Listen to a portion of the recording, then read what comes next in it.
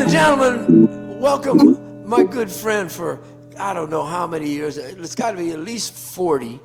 Yes. From my hometown of San Jose, California, the legendary guitar player, singer, songwriter, just all around a great performer, Chris Cain. Thank you, Tomas. Thanks I'm for doing honored to this, be here man. with you. I'm honored to do this. And plus, I don't get to talk to you like for long periods of time, like if I see you. So this is just like fantastic. You know what I mean? Yeah, we did ran into each other about a year and a half ago at a festival in Curacao. Oh, that was I fun don't too. even know where. I'm bad with geography, you know. I know Me too, that's buddy. is that the Caribbean? Is that like I, Southern I think it Caribbean? is, Something but like that. but I also did not know that area. Like I was like, this is like I've never seen a beach like this. You know? Yeah, but we got to sit down for a rare sit down and have a little bite to eat together there, you know, Fantastic. because usually we're running this way and that way. Yeah. Uh, and when we see each other at at a festival or something or a cruise, you know, everybody's busy running this way and that, and we don't get a chance to just catch up. And that was No. nice. That was No, I nice. love that, man. That was I mean, that's one. That was really. I look. That's a fond memory because we hadn't seen each other in so long, and then we rode in that van or whatever, going back to the hotel or what. It was like a long cut ride. We just talked. It was like fantastic, man. Oh, DK was there. One of the Yeah, first.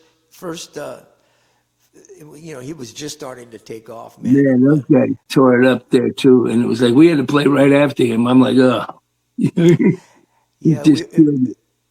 that was a cool festival. I hope to make it out there again sometime. But so Chris and I go way back, and my first memories of seeing Chris was in my hometown of San Jose, California. You know, I had a day job, and on the weekends I'd play in various kinds of bands, you know, because I just loved to play. I'd take Yeah. any kind of gig there was, and I was in some of these top 40 groups. I saw you playing with many different kinds of like things at those days. I just loved to play, and you know, we weren't getting rich, and I could, you know, could barely make a living doing that, but I did it anyway because it was a chance to play music, and you know, whatever the hits were on the radio was one of those bands, and the other one was doing oldies, which was better for me because I could do the old soul tunes and stuff, and throw Sure. in some blues. And Yeah, man. that was cool, but it was a local band, not really going anywhere. It was fun.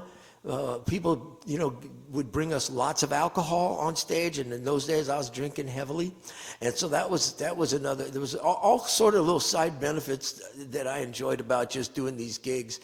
But you were the first guy I saw from my neighborhood that was playing blues, Wow. and you know, your jazz fusion stuff was also in there, you know, and it's Chris Cain music.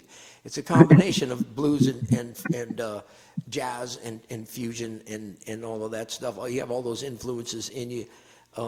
But And you were the first guy I saw out actually doing blues gigs. wow, it just when I first started my first band, uh, I was doing because there was this the Yellow Jackets came out, and so they were playing all these tunes, and so then Jeff Lorber Fusion came out, and like they had all these funky tunes. So I learned all these Jeff Lorber tunes. So we do those things, and then in between we put a shuffle or slow blues in between those, and that would be my set list. You know what I mean? Like back in those days, and I remember coming to see you, and I would be I was so happy that somebody was playing this stuff, you wow, know, and you would play in. I have a really strong memory of me kind of I'm in my 20s, right? And I'm drinking a little and I'm digging the music. And you went into Mojo working and you just slayed. I mean, I wish I could have a recording of that, but you just slayed. And I don't know what to do with myself. You know, I didn't know I was screaming and hollering and jumping up and down. I never had more fun than that, you know.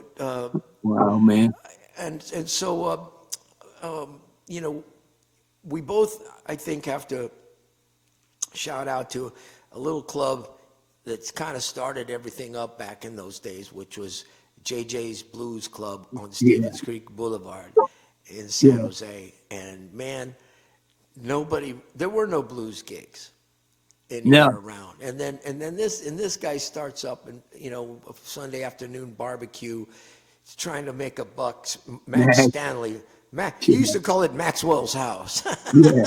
Yeah. So he's such a beauty dog. Now, Chris, what are you gonna do? You're kind of late, but yeah, so he was such a beauty, man. It was great. And Me June, too, man. Well, the first time that I was playing, I think uh, Lord John's, and Max and June came, and they go, "We're opening a club," because they had the bowling alley, really? Fourth Street Bowl, and that was their club. And then Oh, they I go, didn't "We're know opening this that. blues club, and we'd like you to come and play there, right?" And so we went there and played. I think the first time we played on maybe like a Wednesday or something. But then we got moved to the weekend, and then it was like after a while it was like every Friday or every other Saturday. So it was great because it was kind of like semi regular, so the band could always keep playing and kind of stay tight. And it Well, was just wonderful out, there was a whole scene that came up around, man. and little did we know, we weren't the only blues enthusiasts in the neighborhood. And once there was, on a regular basis, there was blues every night. He had the place Man, packed every 7 nights yeah, a week after a while. I think he yeah, started on Sunday afternoons, and then he went to Saturday night and Friday night, and then pretty soon it's every night of the week. And yeah. musicians came out of the woodwork, and all of these cats that used to be around, Sammy Varela, Oh you yeah, know, man. Paul Durquette. Oh yeah, man. Paul Cat, not only a great musician but a musicologist. He knew Yeah. the history of all these records and all this stuff that what I mean, had never crossed my mind. But man, I mean, it was like the first time I ever went to Oregon. All of those guys, Lloyd Jones, all those guys, they knew every soul record. I mean, these guys were like musicologists. They knew every 45 that had ever been made. You know what I mean? It's like, What label they're all on? Was it yeah, man, Federal? Was it the early Federal with the gold label, or exactly. the one with the blue label? I mean, they have knowledge, man, like total Yeah. knowledge of that stuff. I I don't re- I never had I never had the focus to be able to collect all that information myself, but it's great to know those guys. But there were local players. My friend Frank DeRose on the bass guitar, oh man, yeah, Frankie, I mean, played with Gary incredible. Smith. Yes. Gary Smith probably is about as far back as you could go with San Jose blues. Man, and I'll tell you, when I was young, it was like we would go to Gary Smith's house because he had that radio show, and it was like any day, Robin could be over there, like so we would just go by his house and just Robin park Ford. outside and just feel, yeah, and we'd be like, man, I wonder who's in there right now. You know what I mean? Because it was big stuff. And when Wow. I was a teenager, Gary Smith called up because Mike Mangello couldn't do a gig, and he was playing at the Edgewater in Capitola, and he wanted me to play the weekend, play Edgewater on Friday, and play the Bodega on Saturday. It was like playing with Duke Ellington or something for Ooh. me. You know what I mean? I mean, it was huge stuff. I was like, really? I mean, He it was like, I was. was like, He was the think about king of this, the hill man. back then, man. He was. It was, and it's still to this day. He's still playing, Oh and man, I mean, I always thought that he was just, I mean, and I mean, he always played great. You know what I mean? He's just like, and he was very, and his band was killer because he had like Steve Gomes on bass, or the guys that he would always have in his band would be fantastic. And then yeah, Sammy started playing with him, and that was tremendous, man. Sid Morris on Yeah, piano. I just did a gig where Sid came and played with my band the other night. Man, it was great to play with Sid. I said because I haven't even played with any of those fellas in so long, and so Sid came and played piano all night. It was just fantastic, man. You have I to said we find got to do guys that another know how to tour. play this music. Know how to play uh, oh my God, Otis Spann. stuff. You know, that's kind of like the style. If you know how to play like Otis Band style, and you could, you know, then you'll do all right in most blues bands, you know. But not everybody knows that stuff. No, They know the chords and they could play, you know, generic blues, but the guys who really knew the music, they're hard to come by. And so, oh man, that guy, and then all those guys in Sacramento area, they were like all like very versed in that jump kind of thing and stuff, man. They were heavy. Little Charlie and the Nightcats, Yeah, little Charlie too. kind But of epitome of that idea. yeah, yeah, man, totally. Those guys. I mean, first time I ever met Charlie, we talked about Speedy West, and he turned me on to this thing. It was like Speedy West and somebody else playing Rock Candy by Jack McDuff on the pedal steel guitar. Wow. And I go, man, you kidding me? And so I checked that recording out, and it was incredible. But like Charlie knew some like records that were like incredible. And then, you know, towards like the end of his kind of life, I didn't know that, but he was playing all these other kinds of, like he went to Spain and played with guys, and like, I mean, he really branched out, man. But that guy knew his stuff. He had that good, you know, balance of left and right brain thing going on. He could do the math.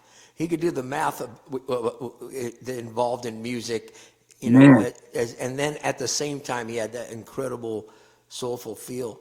Rick Estrin, of course, is probably better known nowadays because, you know, he's still keeping the Nightcats alive, and him and of course Kid Anderson and the boys, they just do an incredible job.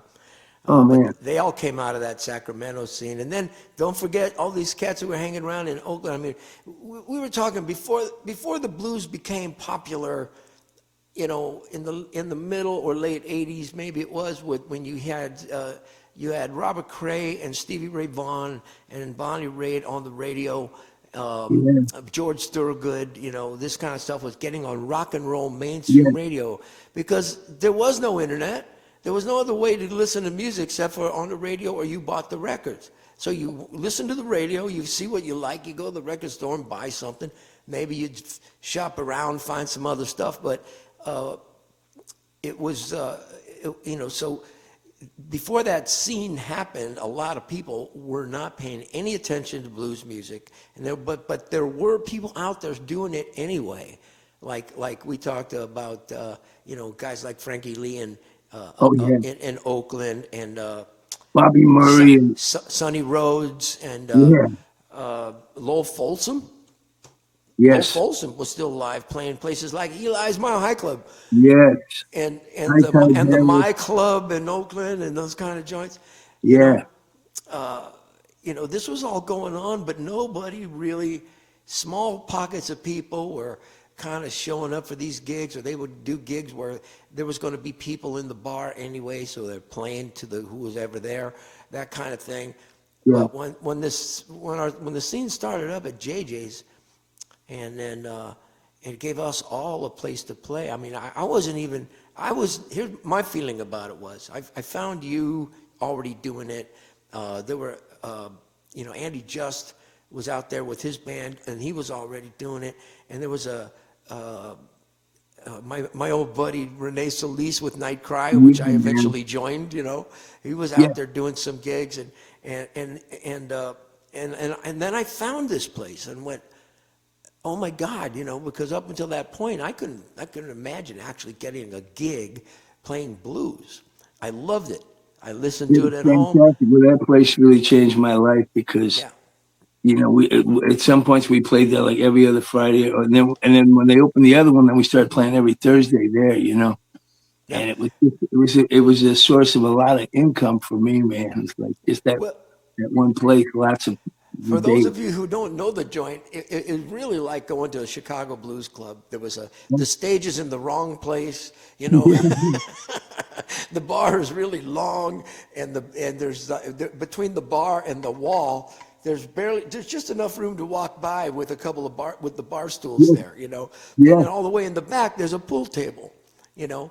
And then beyond the pool table at the back door is where Max would do barbecue on Sundays. You know, right. He opened that back door, and he's in the driveway basically. Yeah. You know, yeah. Cooking up some ribs and hot dogs and stuff. And God bless those people, man, for starting No that scene. kidding. Because I don't think I'd be sitting here right now with you if that hadn't been for them.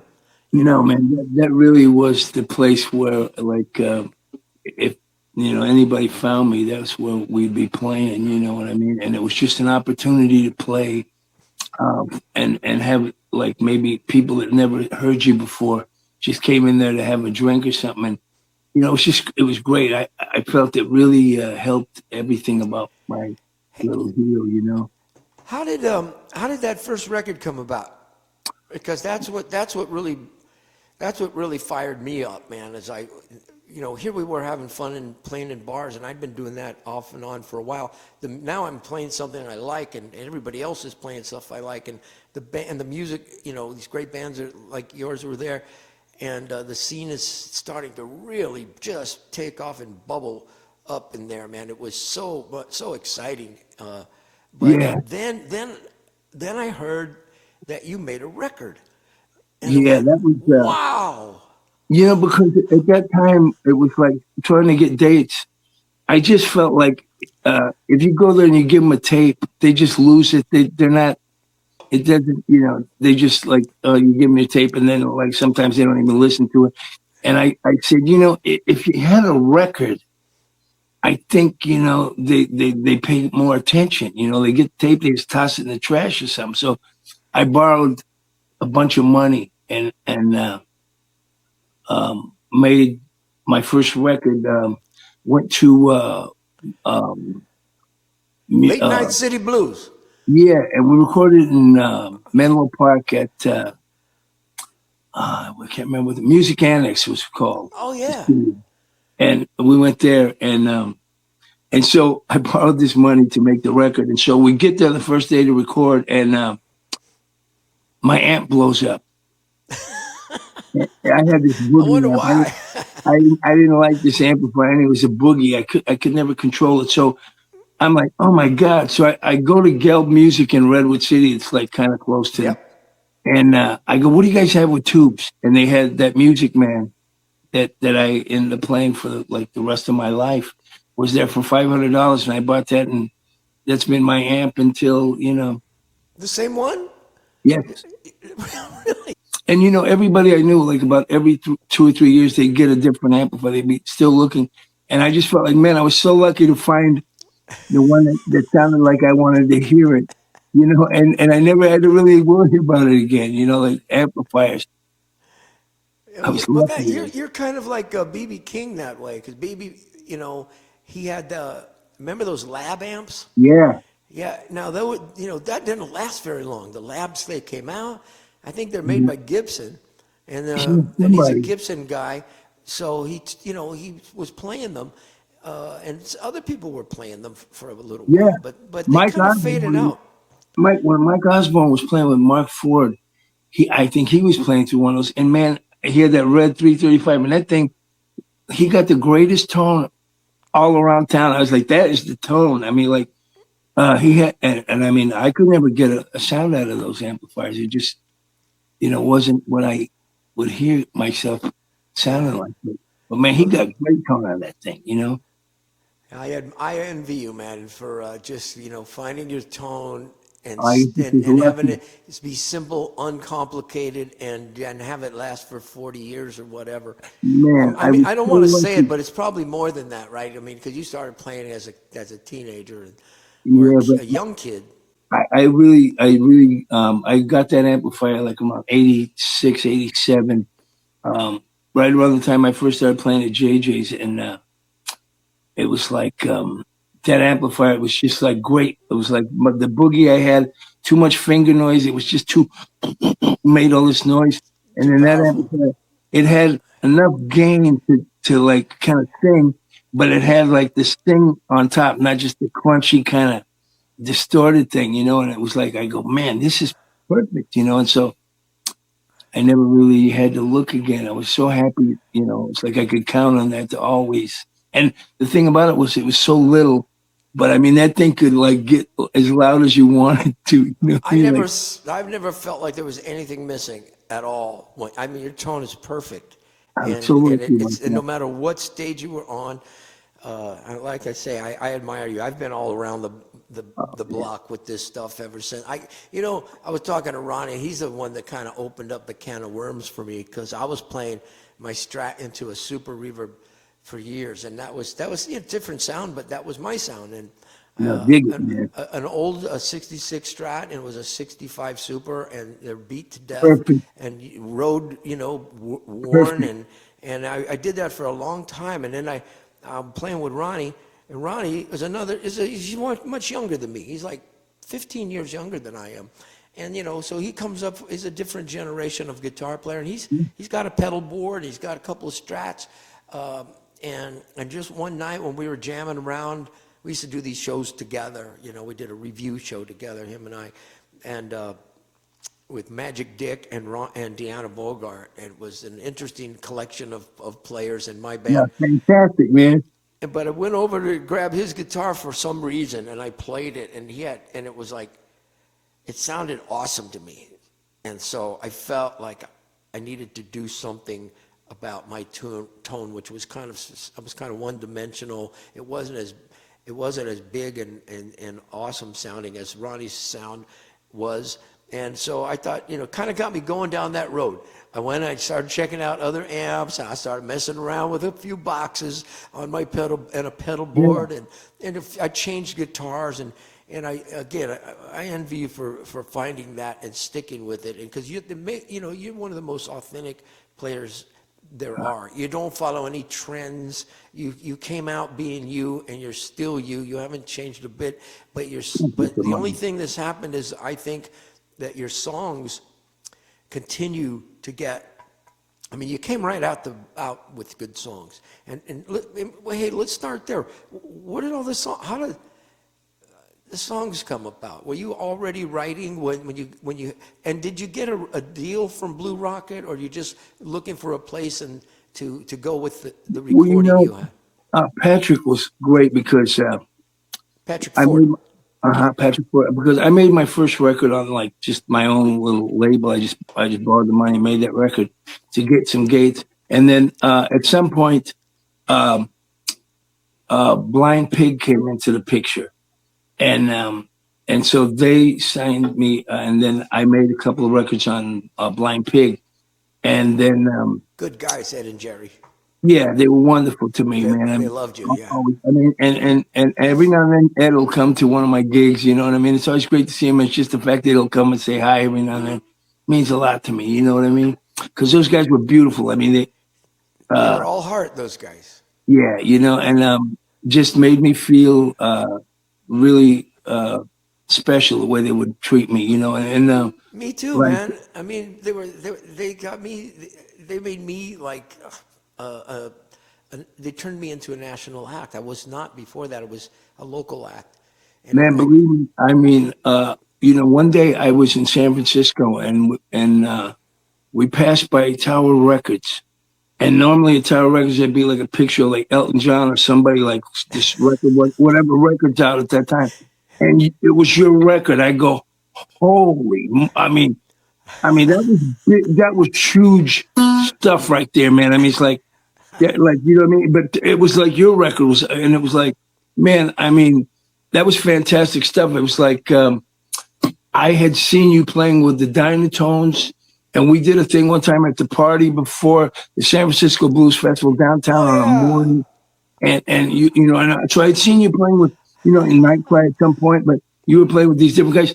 But now you had your own band, and it was like, man, it was incredible. It was like, that was, and I mean, I saw that, and I go, man, I mean, Tomas, like, because I mean, that right there was like, that's like, seeing you in a picture with the Beatles or something, it was like, oh, man, and so you were playing at O.T. Price's, and I go, man, I got to go see what's going on, because I'd only seen you playing like with other groups and things.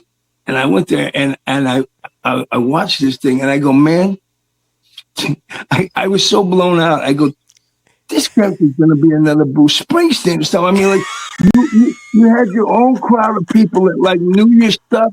They loved you, man. It was like, and all your stuff was great. It was like the first time that, like, you were, I think, playing tunes that like you wrote, like, and you know what I mean, and going to things that you wrote, and it was like fantastic, man. And I saw that thing at OT Price. I said, man, I mean, you know, it was like a whole different thing than like seeing you playing with these other groups, which was great. But now it was like your thing, man, and it was like, and it was a great band. I mean, like that band was Oh man, fantastic. It's like, the original band was Shad Harris on drums yes, and Keith Crossan and me and Randy, and that I get very sentimental thinking about that particular early group. oh, trust You me, know, man. and I feel bad. You know, I didn't realize I didn't know how good I had it. I honestly didn't. Well, I you know, didn't at the time when appreciate you, when, Shad, for instance. You know, because we started going into more contemporary sounding material. You know, sort of modern blues stuff, and I felt like, you know, Shad was great at blues and soul music, but it wasn't really when it came to the more rock dude, feels, you know, he wasn't the right guy for that job. And you know, because well, who cares? I mean, he was a great drummer. He's a great blues drummer, and he could sing. He could sing lead, and he had great showmanship and personality. And I just, you know, was so young and inexperienced. I didn't appreciate him as much as I should. But he made 2, 3 albums with us, and yeah, then Billy Lewis came on board.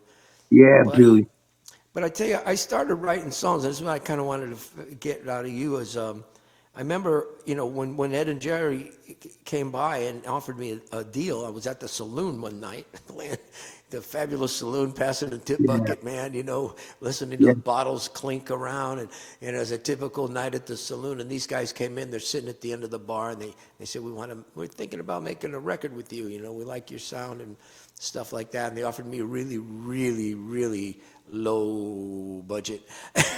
but it was exciting stuff, though, man. Just to see if I was going to bite, you know. And I look, but in my back pocket, I had a guy that was kind of helping me, you know, one of the Bay Area, you know, manager guys that managed, you know, Steve Miller and was involved in Santana's Have you career and heard? stuff like that. So he helped me negotiate that deal, and it actually became something that we could afford to make a record with. I And, dig it. but I remember them asking me about songs, and you know, and I've been having fun playing, you know, Buddy Guy and B.B. King and Wilson Pickett and Otis Yeah, Redding and James Brown. I'm playing all the stuff I like in these gigs around town, and I didn't really have a bunch of songs. I don't know if I had any songs.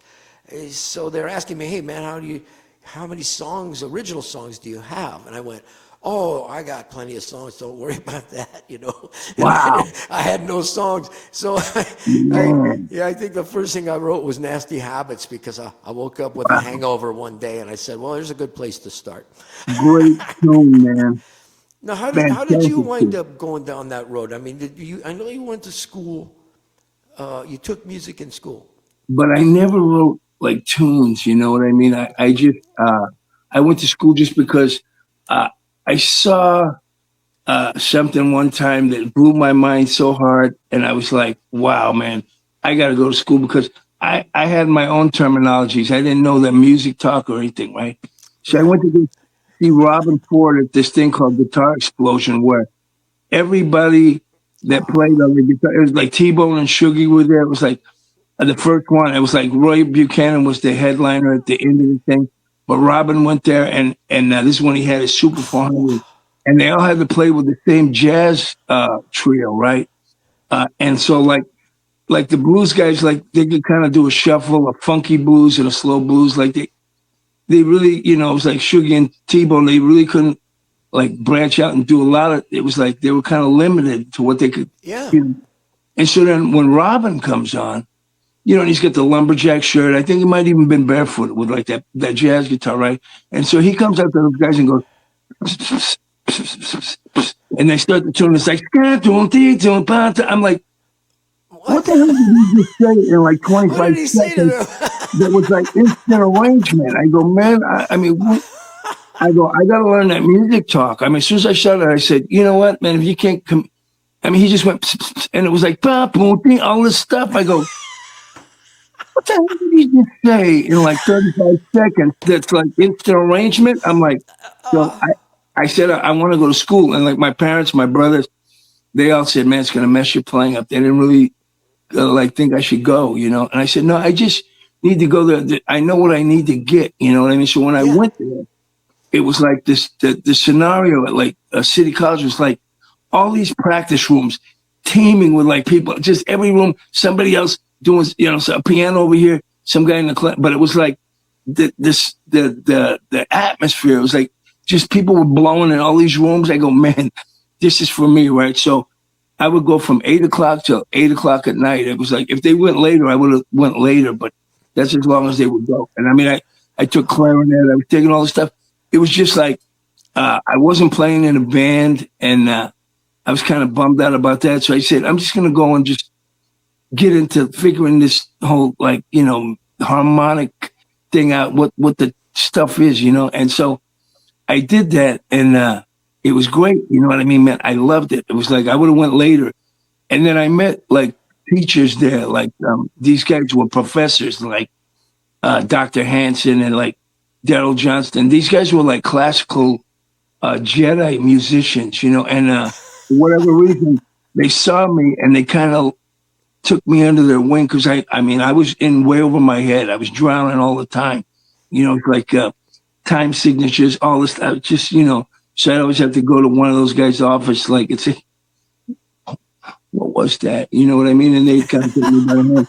So they got me to the point where I, you know, was starting to get a grasp on it. But those guys were like, I mean, because they were really like serious. I mean, like Mr. Johnston, these were like classical Jedi guys. Like when I went to the thing, they like say, who can play a blues scale? So I kept raising my hand, you know what I mean? Like every time they say something, and so he goes, you know, music's kind of like boxing, you know what I mean? You talk a great fight, but once you get the guy in the ring, maybe he doesn't box that well. So we are going to bring the instruments next Wednesday so we can see. And I'm like, oh, is he talking about me? I'm like, yeah, let's bring it in on Wednesday, partner. I'm like, you know, we don't even know if this guy can play it. You know what I mean? He's got a suit on. He's like, oh, you know, blah, blah, blah. I'm like, yeah, let's bring him in on Wednesday, Steve. I'm down. You know what I mean? So we bring in the stuff. And then after that, he's like, oh, you know, it was like, you know, he goes, now you people don't know, but Christopher knows. So everybody's looking at me like, what are you paying this guy? I mean, it's like, you know, but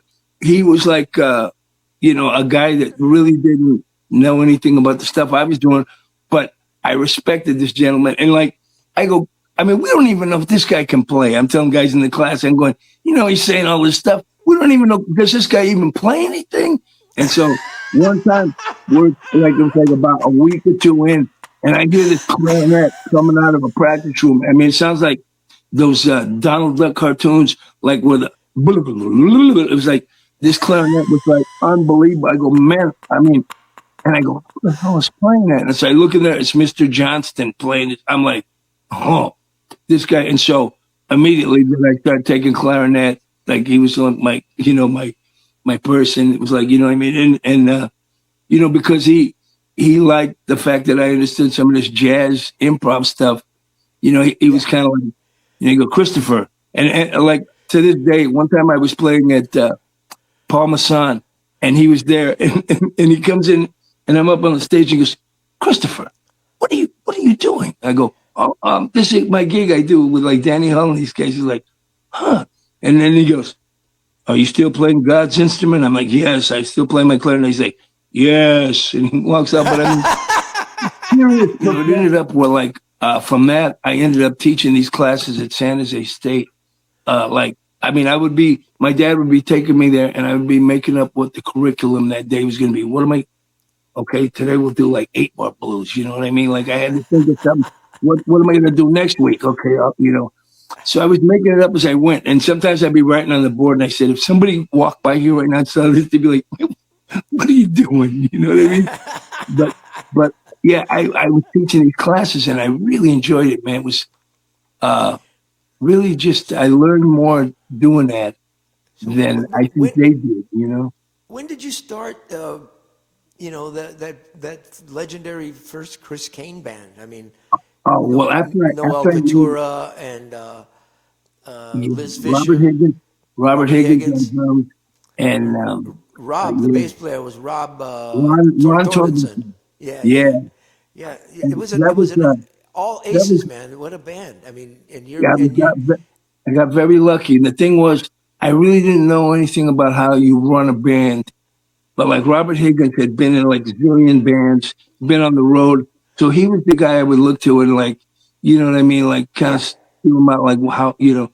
And so the way I always approach it to this day is like, I want everybody to have fun, do whatever they like. I'm not like really very strict. I mean, if somebody clips a notice, but I mean, you have to know. For me, you have to know the music. I mean, you have to like if you haven't taken the time to learn this stuff, it yeah. stands out. So I mean, and it was always hard for me to like say I got to get a different guy. It was like that was tough for me in the beginning. Sometimes I would stay with a cat that really wasn't the guy, but just because I didn't know how to tell him no. You know Well, what I once you mean? become friends with people, it gets hard, Yeah. and it's hard to. I'm a little like that too. I've had some changes over the years, and I find it the most difficult thing Oh to do. man, And I mean, I will continue to go along with people for as long as I can yeah. until it becomes it's like yeah, it's a tough thing to do. But so Yeah. you had this great band, and then you had And where the did the beautiful thing songs about come those guys from? was that I had no gigs. And so we went to Old Town Los Gatos because they had Seasons there, Danny Hull, these I guys remember played that there. place. Yep. And so I go, man, maybe, so we go there and we auditioned for this guy, had a club there called FT Atlantis, and he gave us a gig. So it was like on Fridays, sometimes on Friday, it was five guys in the band, and when they pay us $100, it was like $20, and we played four sets, right? And so Sammy Varela and like other guys I knew were playing at Seasons, like, and they're going. Sammy came and he goes, "Hey, Slick, you guys are playing four sets, but like, these we play like, just like one set or two sets. And like, my cousin has like a tortilla company, and like, they kind of get together and they decide how much you're gonna. So nobody changes the thing, so they go lower. Like it's, and I go, yeah, but Sammy, this is not tortillas, and I mean like if my band's crazy enough to play for like $20 for like four sets, why do you guys have a problem with this? You know what I mean? And he's like, them saying like, what am I supposed to do? Not do it? You know what I mean? It's like, so it was like finally, the money got a little bit better, but, and that was before JJ's was going. And so like then JJ started around that same time. And so, cause all my gigs were always in Old Town Los Gatos, Oh yeah. and and it was like finally, and there was Mountain Charlie's, but those guys really, and Not a what was it? blues club. Not a blues But joint. like in Santa Clara, the place, oh God, I can't think of, Lord John's. no, but there No? was another place, the Tower Saloon Oh, I missed that one. in Santa Clara. It was like a bigger room, and it was like because it always felt like it was empty, no matter how many people seemed to be in there. You know what I mean? But that's when it started to branch out. Like I found a few other places that we could play, and it just started. It was slow, but it was probably just the perfect way it was going because we only had a certain amount of tunes, and you know what I mean. We weren't ready. I mean, I hadn't even thought about like travel at that point. I was just like trying to get dates around town. You know what I mean? I remember when you went to Europe to do a festival, and it blew my mind. I mean, I'm like, here I am, local scene, and that's all I know. And then at first there was a record. I went, man, Chris, that's so great. He's made a record. Of course, and I love that record. Thank you, In man. fact, I'm doing a song off of it on my latest album. I'm doing Man, I'm "Woke Up telling and you right Smelled the now, Coffee." you did. That is a great, great version. I'm so honored, man. Every time I hear you playing that thing, it just touches my soul. No kidding, man. But And the thing, like yeah, those days, like, um, just like they're trying to like front a band, you know what I mean? And what do you say on the microphone? I was like, I was so, you know what I mean? And so you would go into Jerry Lewis and stuff like that. I swear to God, because, first of all, I had to have a couple of like Sammy beverages. Davis Jr. I had to have a couple of beverages to get like enough nerve to even say anything on that. So once I had a couple of beverages, then I, you know what I mean? It's like, yeah, I tell people all the time before I fell in love with BB King, I fell in love with Jerry Lewis, and that kind of was wrecked me, because women don't like guys who go, Pauline, they don't like that stuff, I like it. You get the bottle of Corona up to your ear and you're like, good news from Mexico. Yeah, I mean, uh, And and I nobody was, stole the line from you too that I use to this day. I'm sorry, but I steal from the best, oh, And so, is anybody having a good time besides me? I just loved it when you said that. I went, wow, that's perfect. And so when you weren't around, I used it. And I man, never I'm know. telling you, those guys at the Catalyst gave me like a stack of these CDs of like all the dollar nights that we played, like board tapes, right? And I could not believe the things I was saying on the microphone. I was Oh, like, you were oh hilarious. my God, man. I was like, I mean, I was just going, oh, what? And it's like, I tried to play in bands. Well, I mean, I played in a couple of soul bands where like they were playing, it was like these guys that were real singers and they were called, the band was called The Spice of Life. No, they were called The Spice of Life and we were called Red Beans and Rice. We were the band. And like, it was like four brothers like with the same unis on, like the Nice. OJs or something like, and they're like, like Wow. before the gig, they'd have like a little half pint and they'd be passing around and they'd be like, man, like Clarence always sings lead. I want to sing leads. Like they'd have these arguments, and I'd be like, what happens with these groups? You know what I mean? Well, it's like everybody wants to be the lead singer on the stuff. It was like, so I learned a bunch of stuff playing with those guys, but uh, and then finally it became like I'm just gonna try to play blues and like just do my own thing. But then I always felt like I have to have some kind of popular sounding tunes as well. I just can't do shuffles and slow blueses. It ain't gonna fly. So, Right. that's when I found like, some funky bands that did some stuff that sounded, like danceable. And so I tried to Yeah. put some of that stuff in there and then the slow blues and, but it was like, You know yeah, what it I was love, something. man, is the way you will switch. You could jump from some kind of a funk groove, playing some changes that are super cool. I mean, your original songs, um, and then you'll be playing in that style, which is pretty advanced kind of you know stuff you got to know. And then you'll go into the blues and you play the blues straight up. I mean, you play it like you never knew any of that other stuff before. You just play the blues like. Now I know your dad used to was a blues fan. Oh man, I mean, he had all the good records. And from the time I was like 3 years old, every year BB King would come to the Civic Auditorium. We never missed BB King every year when he would come. And Ray Charles were the two guys who never, and they'd come like once a year. So we always see. I mean, when I was little, I mean, I would go there because I get that hat with like my name and sparkle stuff on it, like and. But when I heard BB King's guitar, I know I never heard a guitar that sounded like that. Even as a little kid, I knew that was some different kind of thing right there. And I was just lucky that my papa would take me to all these things, like because he would never miss them, and he had all those 78s on RPM and stuff. So, and he had a big hi-fi. So, and my dad was aghast because he wasn't a musician, but he loved blues. So he bought this guitar and amp. I still have the guitar. It's like it had a matching amp, and like he didn't know how to play, but he learned like a set of tunes. Like he taught himself. Like the first thing he ever showed me when I was 8 years old was "Baby, Please Don't Go," and it was like.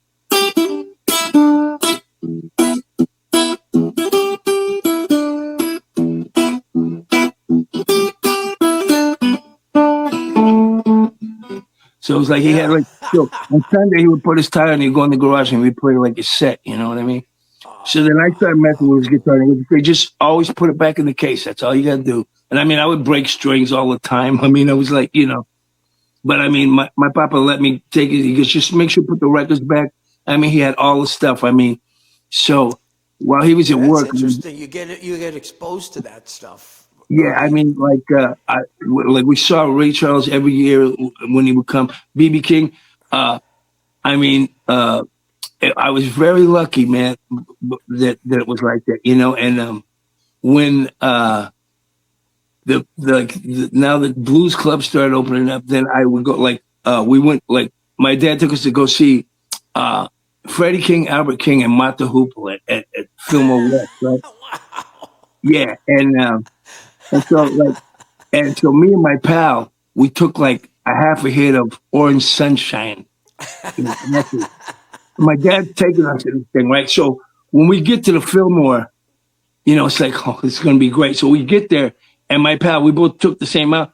He's running through, those people are sitting on the ground. He's running through them like they're tall weeds. And when he runs by me, he goes, "It's the acid." And I look at my pal, Dave, and I go, "Sound to me like he said it's the acid." He goes, "That ain't it." I'm like going, when am I going to start running around, right? So the guys at Fillmore, they threw him out, right? And I'm like, any minute, I'm going to start running. I can, I guess. And all of a sudden, my dad comes and goes, "Hey, baby, come here." And he takes me by the hand, and he takes me into this room. And Freddie King and Albert King are in this room.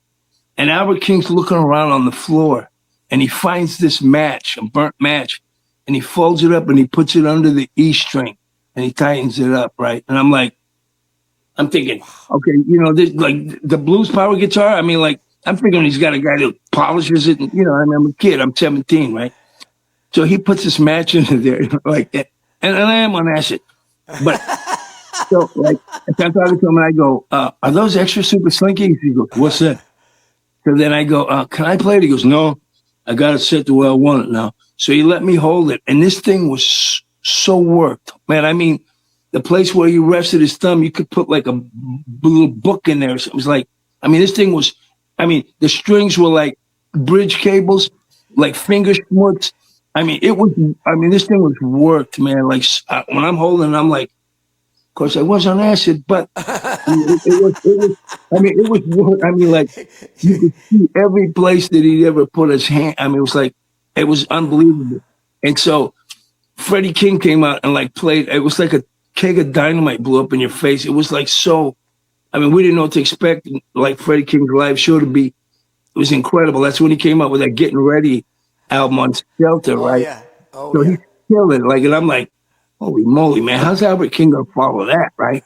And Albert King came out there and just went like, one time it was like game, set, match. It was like incredible, man. Like the show was incredible. And Mata Hoople was the headliner. So after those guys came on, we blew. But that was an incredible evening.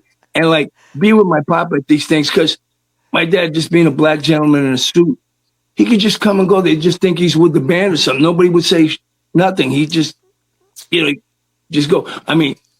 He took me to the folk rock festival when it was like Jimi Hendrix played at the fairgrounds. It was like the folk rock festival.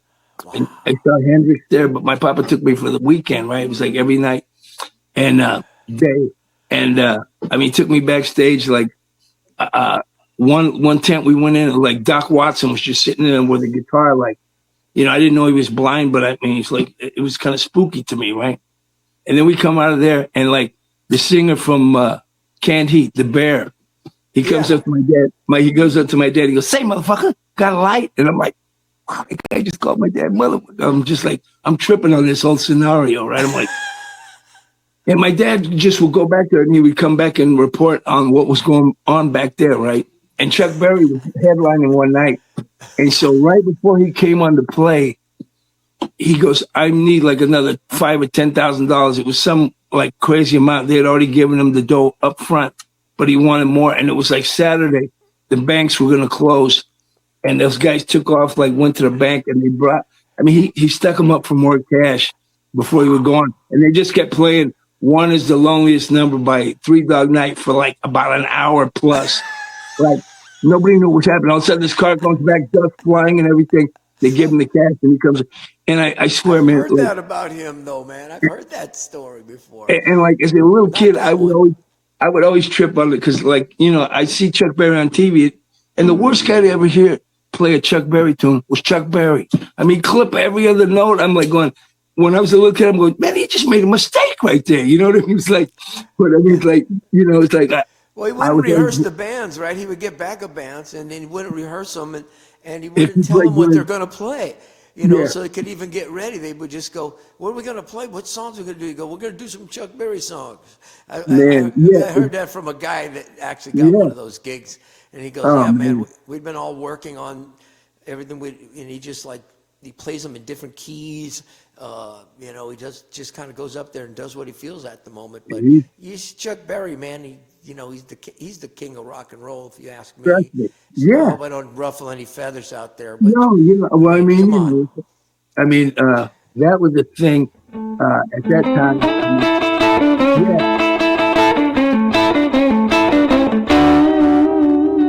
I mean that's all, that's all he invented. All of the things that What would rock and roll be everybody without plays. that?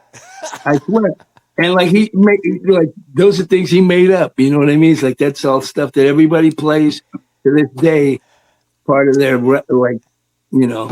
You know that thing. Keith Richards said, and I don't know if this is true or not, but it was an interesting thought, though. You know, he said if you watch Johnny Johnson play piano, you know that whole that's something he Yes, does on the piano just yes, naturally, and I think Chuck might have got that from him. But yeah, you know totally. that's his theory. I don't Yeah, think no, it's true. and that is totally that's fact, man. No kidding. And I was playing in Sacramento at the Sacramento Blues Festival, and Johnny Johnson was playing there, and he Piano came to player, the for those of you who don't know, Johnny Johnson, yeah, Chuck and Berry's famous piano player. after they got done playing this set, he was there with a band that was playing with him. He came to the stage we were playing at, and I have a picture. Like we took a picture together. It was like he came and like shook my hand. He was like he dug what we did. I was so Oh yeah. blown away that he came and talked to me. You know what I mean? And it was like he was such a nice fella. That was little Charlie. A bunch of fellas. They were from that area. I was like, wow. You know what My I old mean? It was buddy like, Johnny Nitro was from Sacramento too. and he was a beauty, man. I Oh mean, yeah, I Johnny met him, Nitro. and because he was playing at like Pier 4, like the Pier 47, what it was, Yeah. and in the afternoon, and they were having a pajama party. So he had these pajamas on, and he looked like he's really gruff, but he was a sweetheart. When I talked to him, I was like, okay, he's the nicest guy, but he looks like, So I He would was a. always like, I but did he one of was his songs too on this new album too. I did one of his man. I'm songs. telling you, when he wrote "Dirty Dishes," Dirty Dishes. He's the guy who wrote that song.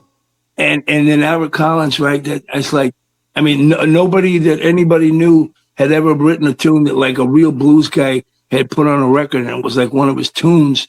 I mean, that was like heavy stuff to me. I was like, whoa, Pretty heavy, really. yeah. And I mean, it's like those guys, like Johnny Nitro, and like you say, Johnny Ace. Like there was a bunch of guys that sat that played the saloon all the time, and Some I of the mean, most it's like, fun I ever had was living in the city and playing those gigs in North Beach. Man, it was more fun than I am able to talk about. And and I North Beach just, but it was North Beach inspiring, was you a know. great.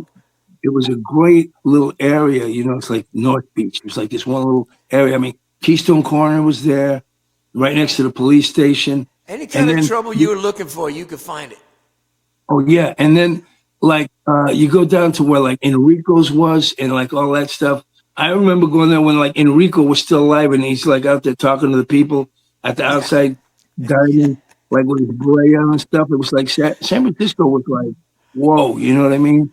For yeah. me, it was like, It's man, I was going to another planet. I said I could yeah. never live here. It seemed terrifying to me. You know what I mean? That's kind of why I went there, though, because I remember when we would go up there and play from San Jose, we'd go up and play a couple gigs in North Beach once in a while. Rene was great. He ran that band that we were in together, and I wasn't doing any of the business. I just went wherever the gigs were. I went, and a couple times he booked us in the Lost and Found up there, and just the whole feel of that neighborhood just really just wrapped its arms around me and said, "Son, you're coming with us," you know. Yeah, I yeah. eventually moved up there because of that. I moved up Wow, there that's because of that. fantastic. Yeah. Yeah, because when I started going to see like Jimmy Witherspoon with Robin Ford and Oh yeah. George Benson, I had seen George Benson. I listened to a record and he was coming, and it was like Earl Klugh was like 17 years old with that like classical. I go, man, what's this guy gonna do?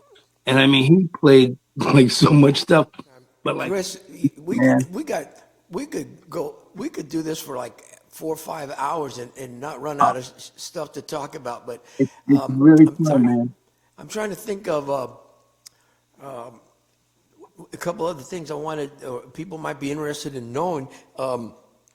You got with Alligator, just was it 2 records now? Yeah, too. Yes, And those guys were so fantastic to me. I mean, it's like I never had that kind of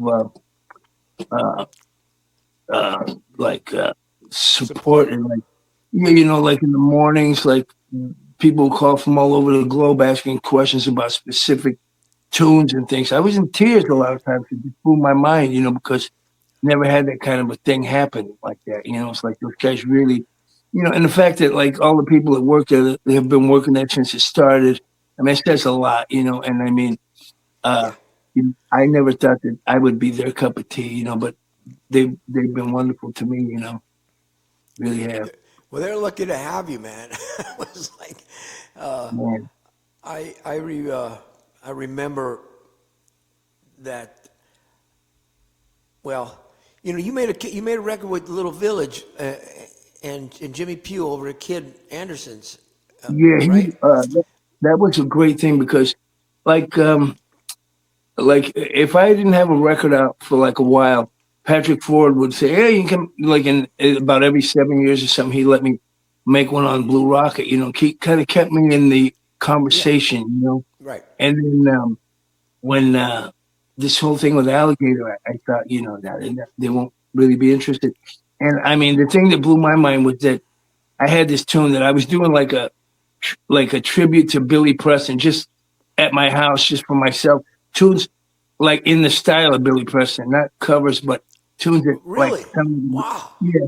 And so I had this one tune that's on that first record.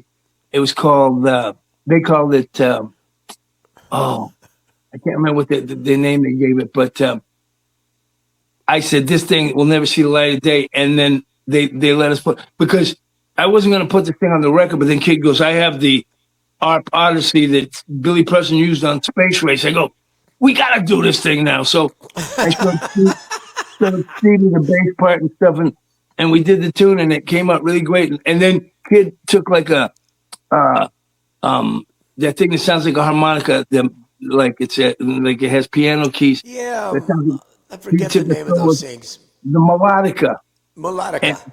so he took like these solos during this one section on the tune. But I mean, I said those guys will never put that tune on this record, and then they let it go on there. I go, man, I mean, they blew my mind with that one, and Yeah, well, Bruce is yeah, a little more open-minded these days. yeah, It comes to he has his opinions and about blues in general, and yeah, I agree with him on most of that oh yeah, stuff. But he's been a little bit more open-minded about things. You know oh what man. I remember. I like that song. I got off cheap, and Hush Money. Those, You like know, you came out, you got that deal, and then you just came out swinging. And I knew you had a record not long before that you had done. So there wasn't that much time before you got make this next album. I'm like, I never wrote, what I do you never get wrote, that? I never wrote tunes like that. Well, like, and I sat down. I never did this before. I said, I'm going to try to write like a funny song. I never did that before. Normally, when I do that, nothing happens, right? But uh, I started going, and it got to Well, that wait thing a about minute. Wait a minute. There's a line in Woke Up and Smelled the Coffee says, I woke up one morning, I could see so clear like some Windex was on my brain. yeah, yeah, yeah, yeah, yeah, That was on your first album. yeah. I think you've had a pretty good sense of humor through always, but You know, those came out particularly, you know. thank you, man. I mean, I would like make a conscious effort. Let me see if like I can put something humorous. You know what I mean? And it Well, was like that's how that. But I just felt like I got this crazy sense of humor sometimes. So I felt like, I put a little bit of that in there too. It can't, I get that from my mom really, but like, just like she would always say these sayings, like it would always come up with some kind of a phrase that was like, and that's why I think I got that stuff because, uh, but that first record, I said, okay, I need tunes. So I had this girlfriend that was at the time that was really way over my head as far as like just her whole way of being.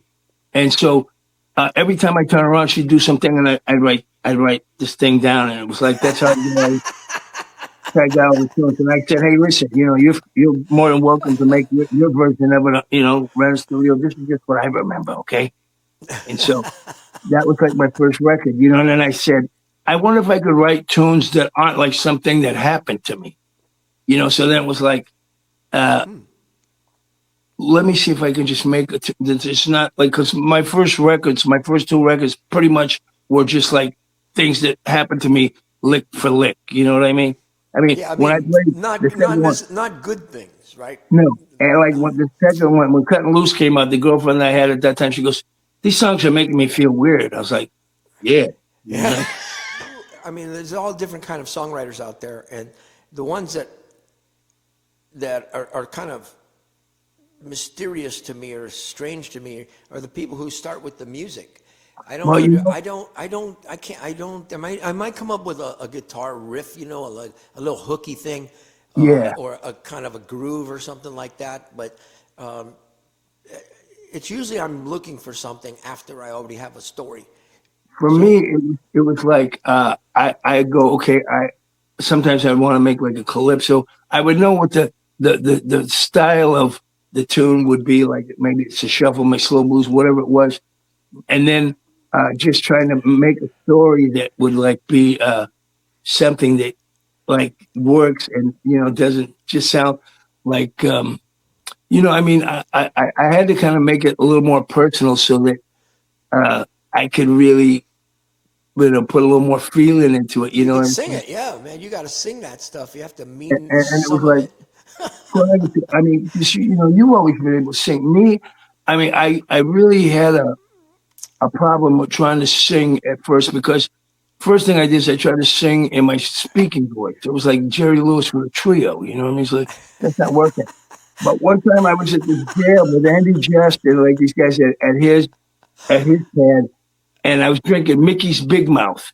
And I went up to the microphone to sing Tore Down, and this thing came out that I never heard before, like this other voice. And it was like, Wow. whoa. And it was like, I mean, because up to that point, AJ did all the singing. I didn't. Yeah. And it was like that voice never came out of my head until that night with the Mickeys. And then, like, I went there to sing Tore Down, and this other thing came out, and it was like, whoa. And so that's how I it's just by accident, but I go, that's the voice I should use. So I love your voice, man, and it comes out. It's you, and it always it's so authentic uh, that it's almost well, whenever I hear you, if I hear you sing, first of all, the first thing I always recognize is when I listen to a song that comes on, maybe I haven't heard it before, I'll hear the guitar and I go, oh, that's Chris, But your voice is not like anybody else's. It's very original and man, it sounds. When I say authentic, I mean it's you, not think I you mean, know. I really was very self conscious about the whole thing, and thank God for like a little adult beverage because that's the only way I would be too shy. You know what I mean? But like at some point, you got to do it, and nobody in the band, so it's like somebody had to do it, right? And so it was like I tried, and it was like I knew I really couldn't do any of these kind of like falsetto kind of things. I couldn't do any of that stuff with my voice. So I went for like these baritone guys like Big Joe Turner, Jimmy Witherspoon, all Yeah, those, and that's kind of where I found okay, I got a thing in there that I can that's where my range kind of can start. yeah. I remember hearing Late Night City Blues for the first time, and it was like, that's the perfect blues. Everything about this is just exactly what a blues would be like. And the story, You know, all your voice, and the guitar, the arrangement. There's a lot of dynamics, and that was some of the first time I ever heard anybody I know that had made a record. wow. My brother, when I was a little kid, his band got to record a song on a kind of a compilation where they had a bunch of bands But that's play. huge back in those days. Like, Yeah, in the '60s, right? You couldn't just you had no, to have some kind of a deal going on or whatever. yeah. But he wound up in a group of bands on this one album called the San Francisco Pop Festival or something like that. Of course, the gig actually, it was a live album. It really happened in San Jose. But it was, but I think they all got to go into a studio and record their songs. And it was the first time I ever heard anybody I know on Dig a it. record. Yeah, they had a song called That's, "Why Now, Girl," and it was kind of that's like so the cool. '60s when you had all those British groups coming over and stuff like that. It was along those lines. But Yeah. so when your first record came out, I guess I may have told you this before, but those things, hearing about you putting out a record and hearing about you going to Europe and playing a festival, that was the seed, that was the plant of the seed in my head that I may have, that I want to do this. I want to take a shot. In my mind, it wasn't like I am definitely going to have a career in music. I never had that kind of confidence. But I did think I am going to try. I'm going to try, and I'm going to Man, see how far I can go. But I'll never be obvious. Don't feel funny about this, but I never thought for a minute that I would ever be the musician that you are. But I oh felt man, like maybe I have my own thing I can do, and maybe that'll oh work. And so man, far it has. So far, so good. it's fantastic, man. Because I mean, like, uh, nasty habits. I mean, just the intro. I mean, it was like, man. I mean, that record. Now, see, when I wrote the tunes for like Late Night City Blues, I had like just the music. I would write the music part first, and then I would just like listen to this tape while I'm taking a shower and stuff, and try to think of words that went to it until I could come up with something. But that's how I did it. I would come up with the musical form, Yeah. and then I didn't know what the words were going to be, but then I would listen to it until I figured out what the thing was, right? And so If it, and it's changed over the years. Like sometimes, like all of a sudden, I would just get like some kind of words in a cadence, like dun da da da dun dun da, and it'd be like that would come to me. It wouldn't be, I wouldn't know what the music was, but these words are phrased like this, and then I would that's flesh it out. But it, that's it, how always- that's how most of the songwriters work. I mean, a lot of the really good songwriters are able to just hum something, and then later on the words come. But the melody and the phrasing and the music behind it, that it's just, for me, I always started with some kind of a story, and then I find some music that fits that. There's a million ways yes, to go about it, but I think back on those cheesy gigs that I had when I was, well, I shouldn't say that. I mean, no, no, we were professional musicians, working 6 nights a week, paying our rent, playing believe these club gigs, but we were doing cover songs, and you were playing songs sometimes you liked, and sometimes you didn't really care for it that much, but it was a hit and you had to do it. and if But it got over the people, then you dug it it gave more. You know what I it mean? gave it gave me some skills, like I didn't know how to play. Yeah, There's some kind of automatic muting going on with your left hand. It's like now you yeah, don't think about it at all. But Larry Antanasio, do you remember Larry? yeah. Larry Antanasio, he had a band called Touch and Go back in the day. They were kind of the king of that scene I was telling you about. But we had to play all this soul music, funky music. It was kind of, the days of Commodores and LTD, Yeah, dance and James music. Yeah, Brown was making like funky records, at the time. And dancing music. it's It's like, dance music for the clubs.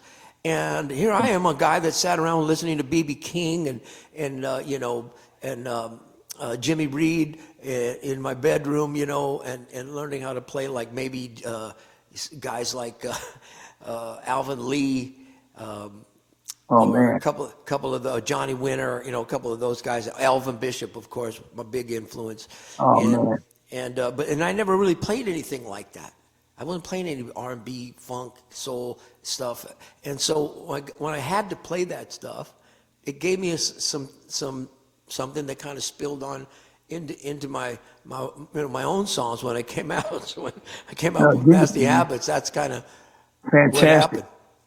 Anyway, it all started though, man. JJ's Hey, Blues Tomas, I'm Joint, telling you, listening to you play, got my mojo working at Late Night City Blues, and man, all of that stuff was very inspiring for me, and I don't think I'd have gotten, you know, just wouldn't have happened without that inspiration. You know, oh, because man. I don't listen to Albert King and B.B. King and think, oh yeah, I'm going to go do that. You know, you were a guy from my neighborhood, you know, and It was like, and then the other thing I want to say about that is you're every bit as good as anybody who ever did this. And that's what I tell people, because I'm gonna take a second here and show you a couple of things I've stole from you. I read that, man. I saw one on there. You blew my mind. I almost was in tears, man. No kidding. Yeah,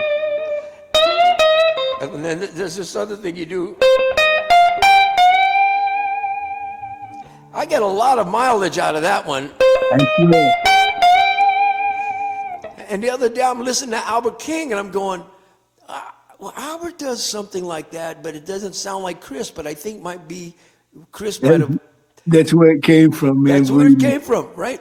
All that stuff, and it was like, you know, the whole thing with Albert, like, was such a because I saw him at the Fillmore that time, and I saw him at other places, but then I went to we opened up for him at JJ's, and so like. Oh yeah. So when he came in and they go, hey, there's this kid. And he goes, no, I don't want anybody. I go, man, don't make him mad. I'm just happy to be in the room when he's doing this, right? So we start playing our set and we're playing the slow blues and we break it way down to a whisper. And I can smell the pipe. He's like standing right here and he's going, mm-hmm, mm-hmm. And I'm like, so he lets me sit in, you know what I mean? He let Wow. me sit in and it was like just such a thing.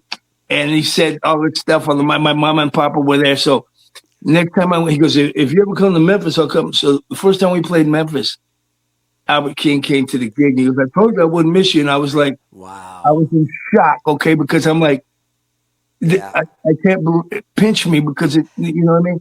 He's And then, not easily impressed. I get the feeling he's not oh man, easily I mean, impressed. I swear to you. And it That's was just like how that worked out. I mean, because as soon as you start playing, I just was, and I'd already seen the set, so I was all Alberted up, you know, so I'm doing, and he's just like, you know, and he did the thing on the microphone, you know, and so it was really heavy. And then every time we'd go to Memphis, he would come to the gig. I mean, every time he wow. brought Otis Clay one time, you know, and I was just, it would blow my, I pinch myself like, I cannot believe that Albert King's like my friend, you know what I mean?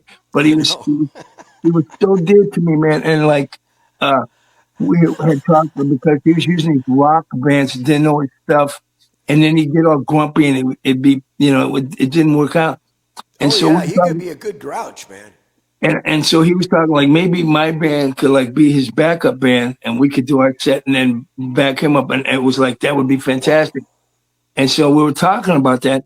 And then like he passed away. It was like, and it was like, I You went to know, Memphis to the funeral and it was like, I mean, like I couldn't listen to his records for about 2 years, man. It was like, uh, it was so heavy for me, you know what I mean? Just like, cause he was like my friend, you know what I mean? And like, it was just such a thing. That was, I stayed in Memphis for like about a month and a half, almost 2 months after his, funeral. I just stayed there for a while.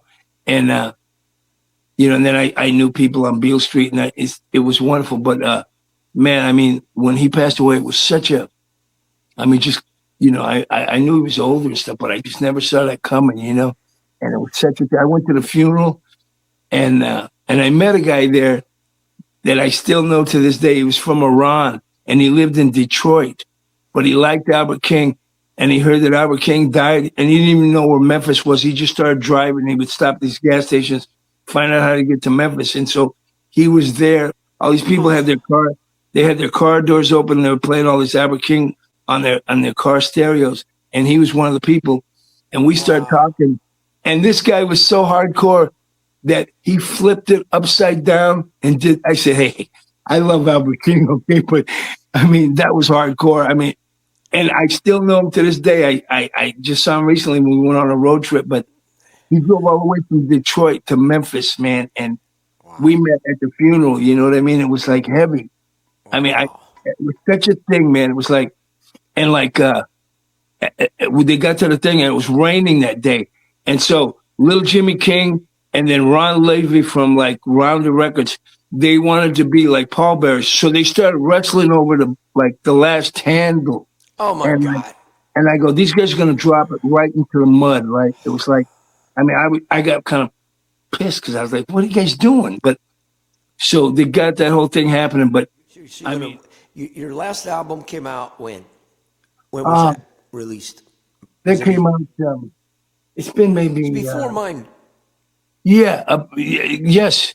Because not long before, just maybe 6 months. No, because like right after I recorded that. No, that was the first record. Right after I got done there, you had come in and you were gonna record. Like right after that, you were the next. You came there like right after we got done the first one, and then. The second one, I don't know how it happened, but suddenly, they wanted to make another one. So we ended up doing another one. And now it was like the deal was like, 2 records. And now if they want to do another one, but. You had a nomination for our Song of the Year. Yeah. On that album. That's pretty cool.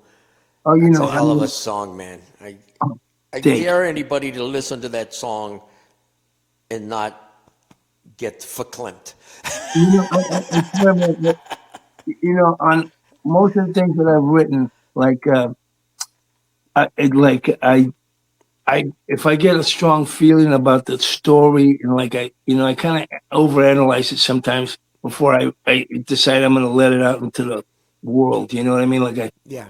I don't know if this is, but I mean, seeing people laugh when I say these things and Hush Money or singing along to the thing.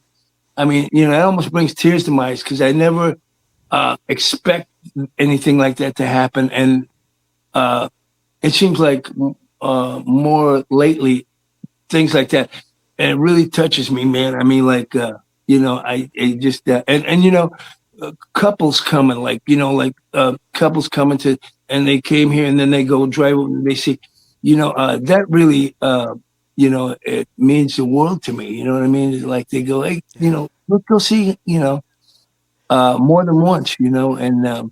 Or sometimes they meet at your shows, and then we find I know a few like that, and it always makes me feel good that they connected somehow around my music. Yeah, I mean, the one couple, they got married, you know what I mean? And they said, we met at your gig at that stuff always gets to me, and I just really, over this whole time of doing this, I've got my mind blown so many times in so many ways just by people that really liked whatever and they tell you exactly, or couples came to me and said, we had a home invasion. Your music got us through such a hard time. And I'm like, I mean, a home invasion, that's horrifying thought.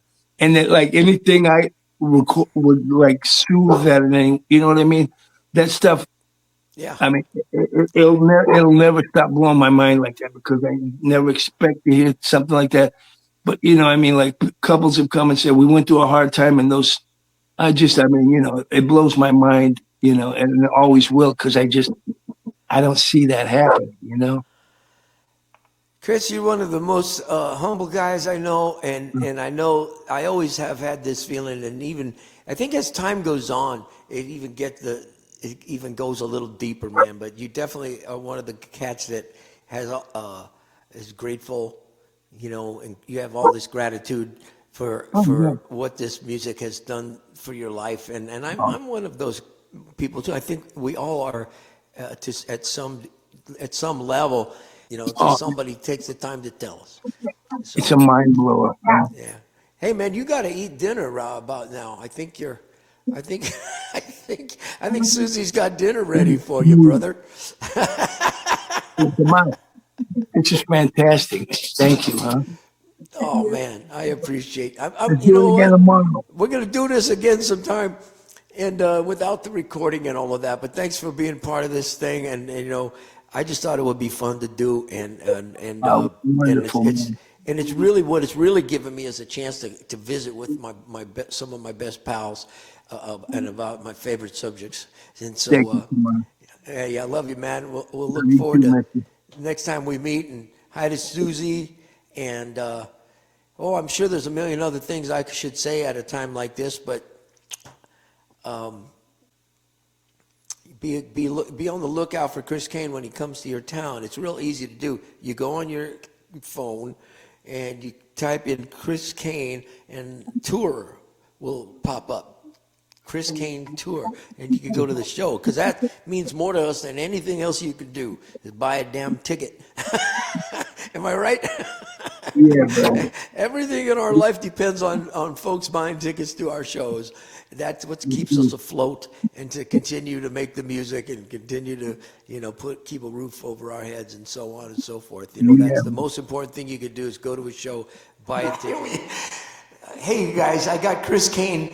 I had to ask him to come back and do this again, because I realized we're having such a good time just hanging out, talking. I mean, we go back a long ways, and so we talked for almost 2 hours, man. And I felt like it was time to wrap it up, but I forgot to have you do some guitar stuff for the people, especially the guitar players, man. They're going to be very disappointed if I didn't ask you to play a few licks or talk a little bit more about guitar. So where do we start? I'll say a lick in the key of G. Okay. And this lick kind of involves some chromatic notes and things. You see what it's like. Here's the key of G, and the lick is. See, it doesn't want to play like. So the first two are whole steps. Yeah, yeah. Yes, and then a half step. All right.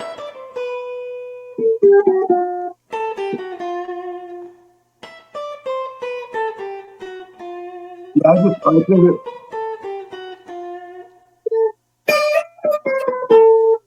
I can think like, or with your index finger, but I kind of, that's the best way to always do that. You know, just pick on a chord like,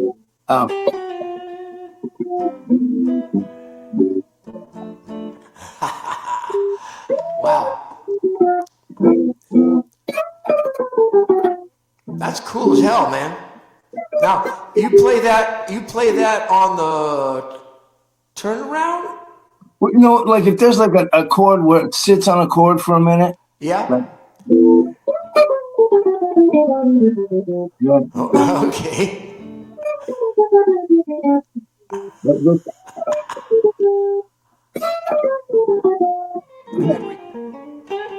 hey, that guitar sounds great, Tomas. It's a beauty, man. Yeah, man. I wish I don't like carrying it around. I'm used to the smaller guitars to carry around, but I did get a Les Paul now, so it's gonna be closer. Wow, Yeah, man. I'm gonna start playing that this weekend coming up, or the next, or over the holidays anyway. Excellent. Yeah, So happy listen, holidays. man. Now you got a lot of you talked about going to school for a while and learning how to speak music Yeah, language and yeah. all the different rhythmic terminology and all the, obviously you learned scales and chords and modes and all of you could keep learning guitar for as long as you live. Oh man, Probably never learn everything. if they still had the music stuff there, I'd still be going, man, because it was just man, for me, it was the greatest place to go. I mean, from 8 o'clock in the morning to 8 at night, it was just teeming with stuff. You know what I mean? So how did you feel about like sort of was there like a transition from when you were learning at home on your own, basically, and then when you went to school, did you kind of feel at some point like you had to have a different approach, or you feel Well, like you changed the way you were looking at the guitar? well And that's what I had to do right then. It was like because I knew how to play all this stuff, but I didn't know what it was called. I didn't know yeah, what the so I really couldn't. I just have to still show you, like just so you could look at it because I didn't know what it was called or anything. So that was mainly why I went there, just to find out, this is an 8-bar blues, this is a 12-bar blues, the difference between, and those kind of things, because just to communicate to a rhythm section, you know what I mean? yeah. So, and that really just helped me, man, because, I mean, once I saw Robin do that thing that time, I was like, oh, man, and I said, what did he just say in like the 25 seconds? It was like everybody knew it was an arrangement. And it was, I just Hey cut it man, down.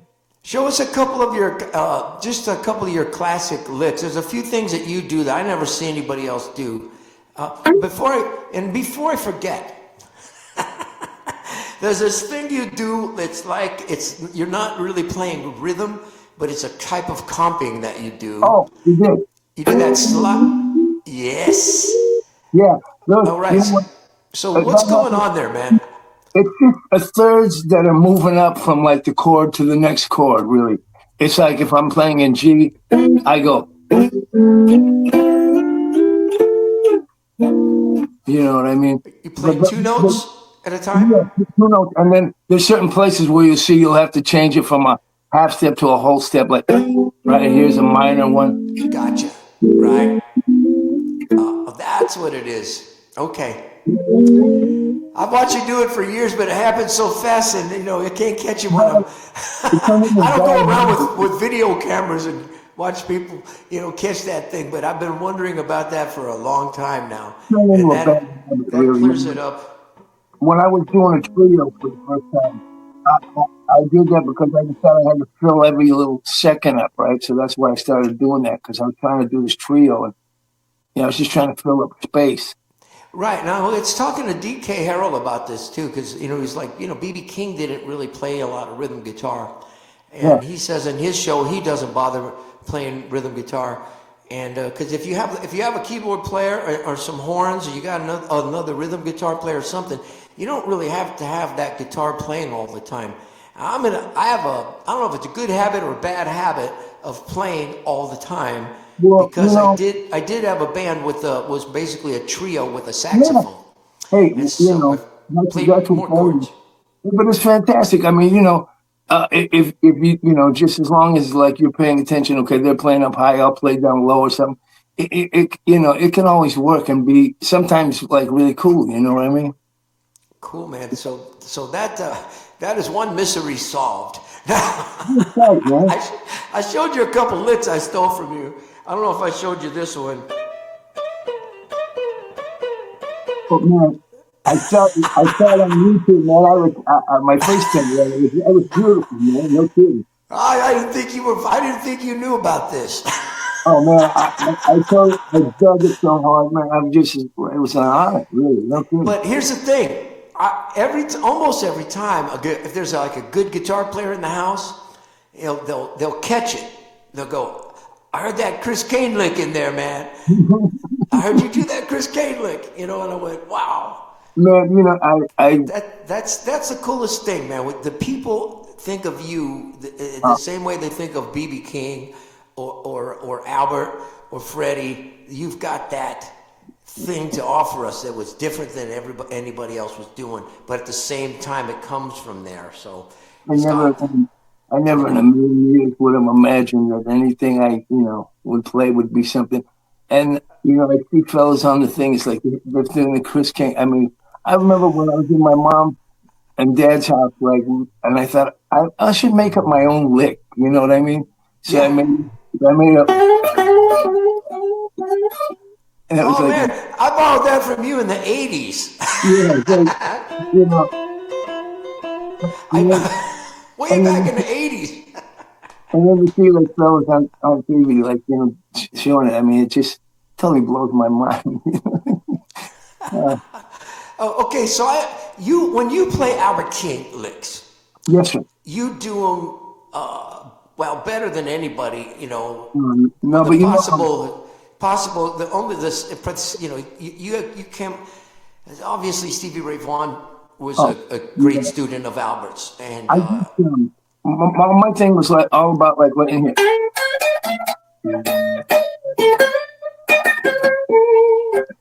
it's It's an like, overbend. You're bending like three notes up instead of two. yeah.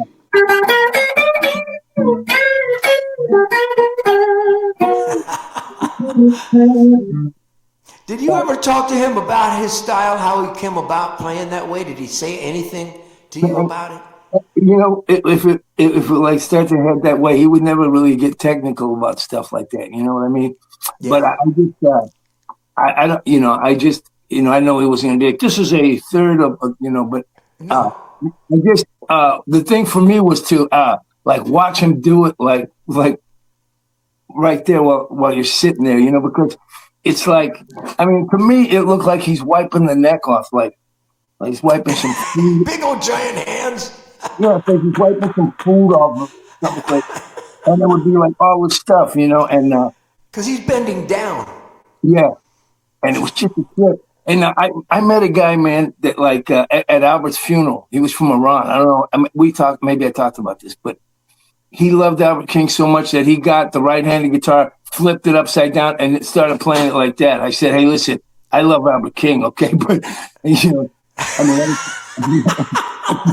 that's hardcore, man. Let's not get crazy. Man, Yeah.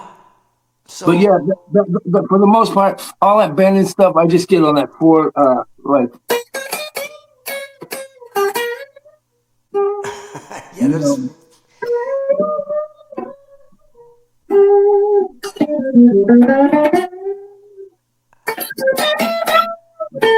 that's the one. Okay, so you change to like you're changing positions yeah, when you do that, and you play this. Oh yeah.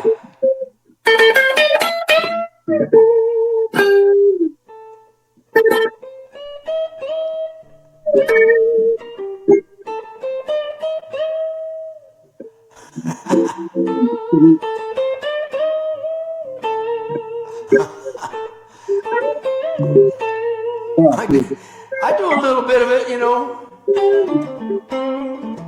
I know a couple of licks, but you play it with a feel that just comes across like it's so powerful, man. You just like when you start going for those Albert licks in a blues, I go, look out. It's like, I just Here it always goes. loved this stuff, man. When I saw it, like right in front of my face, I mean, one time he played the Bodega for like 3 nights, but they stole his guitar on the first The night. Bodega in Campbell. Yeah, Wow. and the first night they stole his guitar, so they came on KSGO and they go, "Listen, just bring it back, no questions asked." Because I was pissed. I'm going, man, now he's not going to play the next 2 nights. You know what I mean? And so they brought the guitar back and he played all 3 nights. But man, I mean, I sat right in front of that big acoustic amp with the horn in it, screaming. Holy smokes. And I lost my voice for like a month. My parents were thrilled, man. No guitar player in their right mind would ever play through an amp like that, but man, he made it sound great. It was unbelievable, man. I really, I'd seen him do it with like the dual showman, like at Fillmore, but that acoustic 360 with that horn, it was like, man, it was fantastic for what he was doing. You know what I mean? I think if from what I know of Albert King and a lot of the old cats in general, Collins too, I think they're just thinking, I don't trust this sound crew to put my guitar out there loud enough. So No, I'm gonna make goddamn sure I yeah. have a lot of power behind me. And Oh, that's why, I think that's why I use the amps like that. man, I mean, because those are the first guys that I ever saw that played like it with that kind of tone and that kind of an amplifier up that loud. Was Freddie King was the first guy. I mean, when I saw Bloomfield, it wasn't like like blasting, like getting like a lot of it. It was kind of just like a twin, just kind of it was Yeah. quiet compared to what. But Freddie King played through it like a dual showman the time I saw him at Fillmore, and I don't know what he used otherwise, but those guys like Albert Collins with that quad reverb. I mean, that thing was like, I mean, it was fantastic, man. I remember Ron Thompson told me one time, he goes, if you're playing outside, you have to have two twins. If Man, you're playing outside, two twins. And I went, okay, because I listened to guys, I listened to Ron, I listened to you, I yeah, listened to all the cats that came a little before me, that know more than me. And of course, as it turns out, that's an old school thing. Nowadays, you have powerful PA systems. You could do people play without amplifiers, which is yeah, going too far if you ask me. yeah. But I can't even I imagine want that. I want something on stage, that sounds like an amp, but even though you could get it through monitors or whatever. But Yeah, I'm sure the guitar players that are tuning in are going to be thrilled with what you've shown us already, I'm really man. glad. Hey, I appreciate it, man. All right. Mhm. Now, there's an area that don't even try to get me to play it because it's just a little it's pretty far out of my wheelhouse. But I've heard you play many times. Just go into wherever you were and whatever song you were in, you just felt like going there, and you would go into like bebop land, and you would Oh yeah. and you you could do that stuff, man. Well, Could you show us just a little bit? yeah. Like all those kind of licks that I do like that. I play them over like if it's a one chord, like no matter Okay. what you're doing it. So I just look at whatever chord that I'm gonna do that kind of thing on, like it's a one chord, and then I just play over that chord. So Okay. like, and there's these low ones that I do. I keep in the key of G, and they're like these. Um,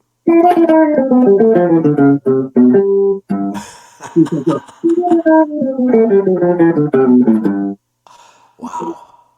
and so it's like that. Man, you know what? I'm glad I'm recording this because I'm gonna spend some time and learn that one.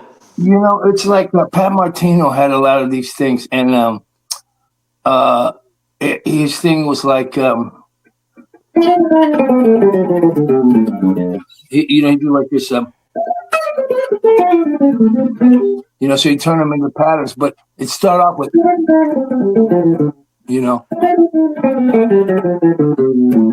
and that's just covering the whole. It's like,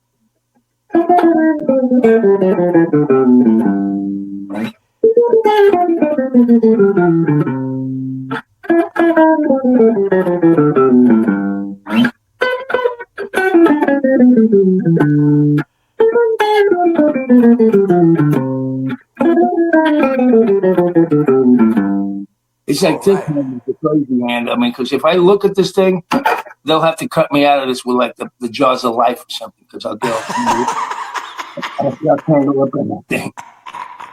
That's fantastic, man. Yeah, I just, I keep one thing about me that I'm the first guy to tell everybody, what's wrong with me and my playing. But there's one of the things about me that I think, that I'll give myself some credit for is that I keep learning. I keep learning new stuff. Hey, And man, I don't learn, I'm a slow learner, but I keep going anyway. hey, no, man. I mean, hey, it's wrong. If you keep on playing for any length of time, during that time, there'll be stuff that comes. You know what I mean? And it's like, I mean, I've tried to like sit down and like I'm going to get it all like in a weekend. You know what I mean? It's like, your No. brain can only retain so much stuff at a time. But you know what I mean? Just as you go, you know, you add stuff. It's like for me, uh, you know what I mean? It's like I still have like, you know, but these were like little triumphs for me to like find out how to play in this chord uh, sequence, like whatever the tune is. What do you fit that stuff in? You know what I mean? Yeah. And so that was my thing. It was just like I was trying to figure out how do you fit that. And basically, I realized if you just listen to saxophone players, they do it all day long. You know, they're just like sample, you know what I mean? Yeah. You know, I don't know, I've had at least a half a dozen people tell me, you want to improve your soloing, don't learn guitar solos, learn horn solos. Yeah, And and that'll really, you know, that'll really make things super cool and different. because scales, you know, I mean, are just it's kind of like the blues scale. I mean, that thing's like a handcuff. That if you can get out of that blues box, I mean, that Yeah. thing was like the penitentiary, man. And one day I was at home. It was around Christmas time, like in the '70s, and I had heard Larry Carlton play this thing on a Crusaders record where they made a mistake and they were going to start over, and he goes, and I go, hey, what the hell is that? Right?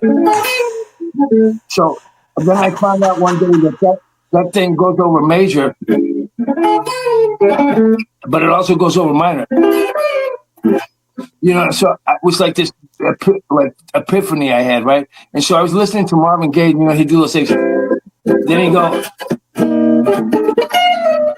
you know what I mean? And I was like, oh, okay. Oh. So I was just playing that, like, and just getting off on, like, you know, and when it goes, you know, it's just, I was going crazy. But then I found out in that, doing that it goes over major, it goes over minor, it goes over like, you know, it was like an epiphany to me, man, because I thought only minor goes over minor and only major, but it was like, it was going over, you just put it in a different place and it fit. So it was like an epiphany for me. And at that time, so that thing turned into, and so that's like from that day when I got that thing, I never played in that box again ever, man. It was like I got out of the penitentiary. I mean, it was sometime around Christmas. It was I, fantastic. I think I'm a lifer, but Trust me. Yeah, you know, I mean, it's just, I got like, you know, that thing, it I was might like, get furloughed though. I might learn enough to get myself out for weekends. but you know how that thing is, man. It's like you get in it, it's like you can't bust, you know, it's like either the blues scale or, and it's like, the only way I found you could really get away from kind of just relying on it so heavily was to find these patterns that were laying over the same tonalities. You know what I mean?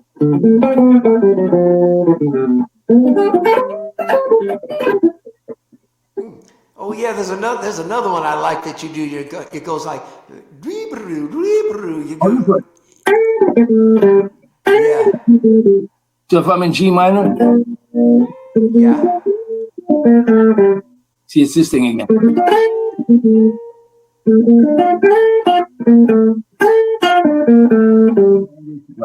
I'll slow it down, man. I'll take this.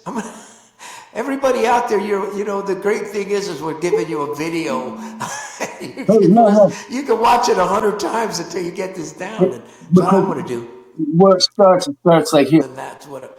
Yeah, and what I do is I pick this note, that note, and then I just play like the chord, like pull it. So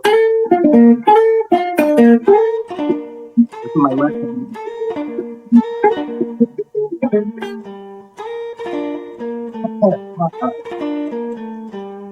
I almost got it. Yeah. A little bit more timing, and I'll have it. Yeah, man. And if you right in there where this note is all this stuff. Cheery and G. Yeah.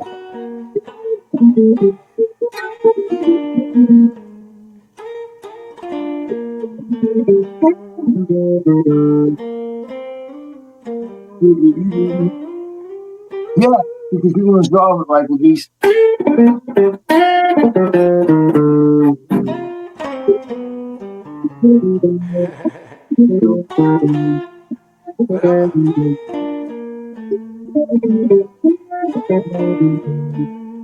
See, that's see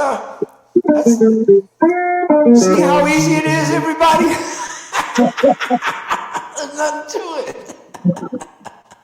Oh, God bless you, Keith. Hey, Chris, hey, I man, just called you Keith. I must have Keith Crossan on my mind. You know, we're doing a special show, and I hired a couple horn players, like the old days, to do. Oh, that'd be fantastic, man. Because I miss people miss the horns, and it's kind of New Year's Eve coming, and Yeah. another return to the Mystic Theater, which we haven't been in a long time. So for those two shows, we're doing Hey, that'd be a great thing to see, yeah. man. This is good. But you know what I've been doing? I'm listening to the old tunes that we had that Keith was on, and Oh, he is such a great player, man. oh man, Nothing like him. He really had a sound of his own, and you have to be a certain kind of a player to be like he was like the only horn, so, at some points. Shows like, I mean, he could be like a whole arrangement by himself. So, some guys don't know how to think like that, you know what I mean? But he was really the master of that, man. we would do something. We called it rhythm sax, because he could play like he would keep filling in the holes, providing that tonality while we're playing these songs. If I'm playing single note solos and he's keeping he's keeping some kind of rhythm going and playing those notes in big fat, so that Incredible sound, man. yeah, but his solos were off the chart, and he hits his note sometime. And we used to do James Brown, Get On Up, like a sex machine, right? And at the end of his solo, he hits a note that he says, that note isn't on the tenor saxophone. I said, well, what do you mean it's not on there? He goes, well, it's not on there, but I will it into being.